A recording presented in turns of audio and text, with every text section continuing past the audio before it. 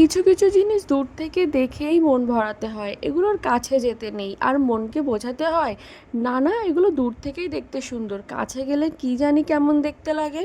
কারণ কাছে যাওয়ার পরে যদি আরও অতিরিক্ত সুন্দর দেখতে লাগে তাহলে খুবই সমস্যা। দার্জিলিংয়ে যাওয়ার পর আমরা সন্ধ্যাবেলায় চলে গেছিলাম এই টি শপটাতে কিছু চা কেনার জন্য, এবং ওখানে যাওয়ার পর চা তো পড়ে থাকুক, এই টি কেটেল সেটগুলোর দিকে চোখ চলে গেল, আর চোখ সরাতেই পারছিলাম না। কি যে দারুণ লাগছিল এগুলো দেখতে। ভিডিওতে কতটা সুন্দর লাগছে জানি না, সামনে থেকে তো খুব সুন্দর লাগছিল দেখতে। তারপরে দাম জিজ্ঞেস করার পর ওরা বলল এক একটা সেটের দাম নাকি 8,000-9,000 টাকা। আমি ভাবলাম থাক, এগুলো না দেখতে এখানেই ভালো লাগছে, তারপরে ব্যাগে করে কিনে নিয়ে যাওয়ার সময় যদি একটা ভেঙে যায় আমার 8-9 হাজার টাকা পুরো জলে।